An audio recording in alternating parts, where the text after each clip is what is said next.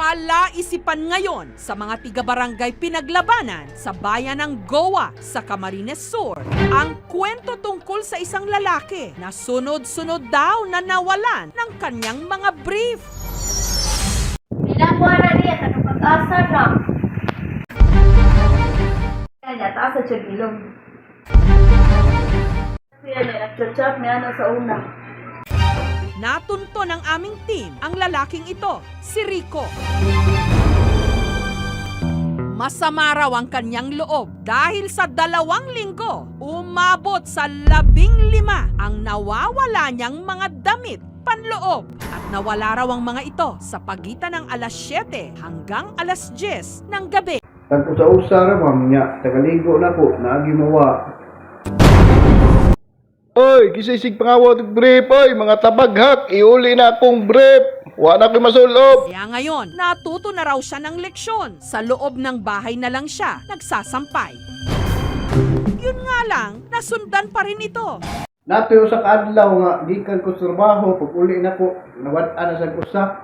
Nya, paborito, biya kay na ko, kay ako gusto gipaprintang na ako sa akong asawa.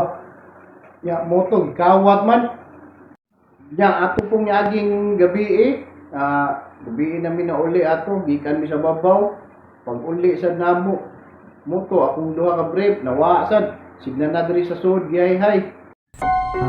Mag-isa lang naninirahan si Rico sa kanyang kubo sa tabi ng ilog. Malayo ang pinakamalapit niyang kapitbahay. Pinakamalapit na ang ilang mga kasamahan niya sa pag-aani ng talong. Hindi rin naman daw mamahalin ang kanyang mga panloob. Nya, katong mga brief pa nga nangawa, mga karaan po to. Na naman ganito yung mga buslot niya, ikasunob na ko ato. Siwil na ganito akong itlog. Grabe ha. Gidaginot pa man. Pagamatawang-tawa tsak ang iba sa kanyang problema, si Rico hindi natutuwa. Dahil para makabili ng brief, kailangan pang tumawid ng ilog si Rico. Maglakad ng akyat-babang ruta sa loob ng halos kalahating oras para lang bumili ng bagong brief. Ikaw, papalit akong brief. Kapila na po sige palit og brief. Kaya ako mo gutong paprintahan. Akong pabutangan og picture ni Mama Bibi. Tagpuan to, akong bayad. Kabayad kong tag 3 mail para lang pa imprinta. Pero dahil nalimas ang lahat ng kanyang mga damit panloob, bumili ulit si Rico ng 6 pang bagong mga brief at para raw masiguro na wala ng dedekwat sa mga ito.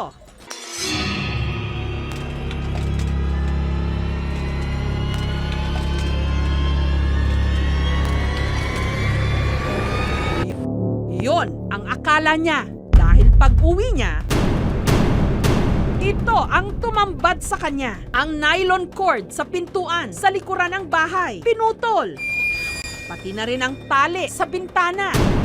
Pati ang lalagyan niya ng damit kung saan nakalagay ang 6 na bago niyang brief, pinutulan din ng lubid.